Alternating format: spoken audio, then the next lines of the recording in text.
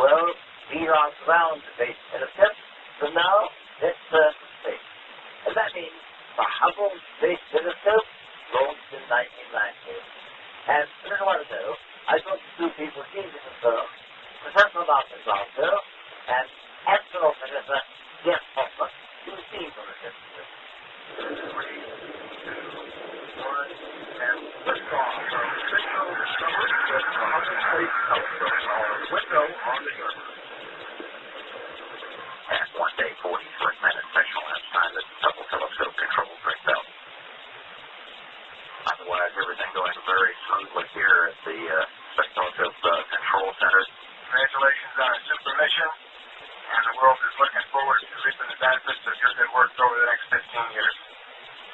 The Hubble Space Telescope still doing well. Yes, that has to be first. You need the Hubble, but I think it's 15 years since our initial rescue and repair mission to Hubble.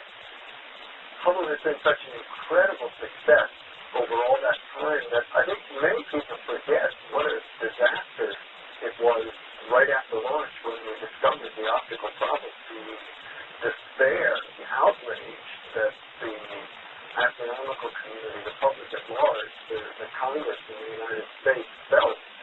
NASA was really in a crisis, and I was fortunate enough to have been on a mission which actually saved Hubble. Do you know exactly what the cell was? Well, it turns out it was a spherical aberration of the main mirror, which is a very, very common error in amateur telescope making. Tiny amount. 1 micron. That's about 1/50th the diameter of an average human hair. Very tiny, but it shows the precision with which Hubble operates. That just that tiny amount made it impossible to get good focus out of the Hubble optics. When you got to Hubble, what was your actual route? Our actual mission followed several years of painstaking analysis by astronomers and optical engineers where they figured out what the problem was, and then they developed some very clever ways of installing corrective optics. And that was our job, was to install those corrective optics. That's Space Force network. Well, one of the remarkable things about Hubble was that it was designed from the very beginning to be serviceable by spacewalking astronauts. That meant that you can actually operate Hubble much in the same way that we operate ground-based telescopes, where you build a telescope, they have a mirror, the mirror is then fixed. But as years go by and detector technology improves, we continually upgrade the detectors that we put at the focal point. This had never been possible with telescopes in space before. Hubble was unique because of that ability. We use that capability to remove and install instruments with high precision to actually be able to install the corrective optics. You know what it meant to an experience on Hubble. Well, that's what I started out in my early career, but once I went to NASA, I realized I wasn't there to do research, and I have to say that to have been able to take Hubble and make it available once again for the astronomical community, I probably made more of a contribution to astronomy than I would have had I continued to do research. Well, yes, it must be a maximum experience to do the Hubble. I was very lucky. I mean, as an astronomer and an astronaut, to put my hand on Hubble in its working environment, which is in space, was the thrill of a lifetime. It doesn't get any better than that. Let's just look at the Robert Field, Brad looks good. Yeah, that's beautiful. Okay. So, Austin, the electrotherapy is now being active there. What's the case to do? Well, there are several really important things that we have to do on the next mission. The gyros have to be replaced again. We're always replacing gyros because they fail fairly frequently. They're relatively fragile things. I now know more about gyros than I ever wanted to know. But for me, more excitingly, is the installation of 2 new instruments, the Cosmic Origins spectrograph, which is an ultraviolet spectrograph, and the third wide-field camera 3, which will replace the wide-field camera 2 that Jack installed all those years ago. I'll be looking forward to seeing what we're doing back with you. Yeah, absolutely. But I think the other important elements are actually not new instruments, but repair compares to old instruments. Both the Space Telescope imaging spectrograph and the Advanced Camera for Survey suffered failure. Last but not least is the repair to the Commander Deck handling system, which failed just before the planned launch of the first mission last October.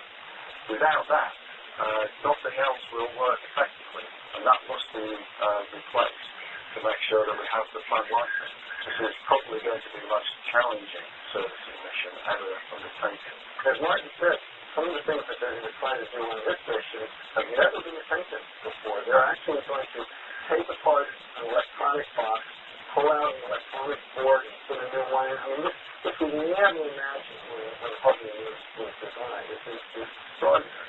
Yeah, there's a nice analogy about the ACS repair, the Advanced Camera for Survey. It's a bit like doing a heart bypass. Yeah? They're actually going to take up a new piece of electronics and strap it across the old one to try and bypass the failed area. Hubble went up in 1990. It's still there. It's a pioneer space telescope. Get it up, send it to the Absolutely, I agree wholeheartedly. We were thinking earlier on about all the amazing things that it's done. The monitoring of the explosion on the A38 monocerotis, the fantastic images of the light echo as that shockwave spread out into the light, reflecting back from the surrounding gas, has successively come back from different parts of the material that's been thrown off. Yes, what's your favorite Hubble picture? I would have to say that the ability to pick out the supernova far away in the universe that led us to appreciate the fact that the expansion of the universe is actually accelerating. It was completely unexpected and has changed our view of cosmology completely. I mean, Hubble has done so many things, but if I had to pick just one, I think that's what it would have to be. Well, certainly, Hubble is still a nostalgic film. And I hope that that's a good sign. Always a pleasure. You know, Hubble takes long pictures. It has got various particular papers. My category of Mars, other than the Saturn. And it is often as difficult to select their favorite pictures. And here are the results. My favorite Hubble image is of the Val T218. The Val is a cluster catalog of clusters on large groups of galaxies in the universe. And this, for me, was the most spectacular demonstration of gravitational lensing. So you have this big galaxy in the middle, and around it you have all these little tiny arcs. And each one of those arcs is a distant galaxy that has been perturbed as the light comes from behind the cluster. And for me, it needed the resolution of a space telescope to see these fine details. You're seeing behind me my favorite Hubble image. It's the Hubble Ultra Deep Field. It's the deepest picture ever taken of the universe. What happened was the Hubble Space Telescope opened its shutters and took a 3-month-long exposure of a dark patch of sky that had essentially nothing in it. And instead of seeing nothing, the Hubble Space Telescope saw 10,000 galaxies. My favorite Hubble image is the one that shows Saturn, not only the rings of Saturn, but the aurora, both in the North and the South Pole. I have a rather soft spot for Saturn because I have an instrument on the Cassini spacecraft. But the reason I like the aurora image is you can actually see it standing up off the North Pole, and it shows you different colours. It shows you red and white, so you can see helium and hydrogen in the atmosphere, so I think it's spectacular. I think the most amazing results of Hubble would come when it's given us glimpses of solar systems forming around other stars. Look deep into the heart of the Orion Nebula with the Hubble Space Telescope, and you see not only stars, but these strange objects. These are properly dusty disks silhouetted against the bright background gas, and from these disks, planets will form. It would have to be the pillars of creation. That to me was, it symbolized the first of the Hubble images that started to come through. It just gave this completely new vision of the cosmos. It was just completely fascinating to think that in these three sort of sticks of candy floss, this was stars forming. This was what you could do with Hubble.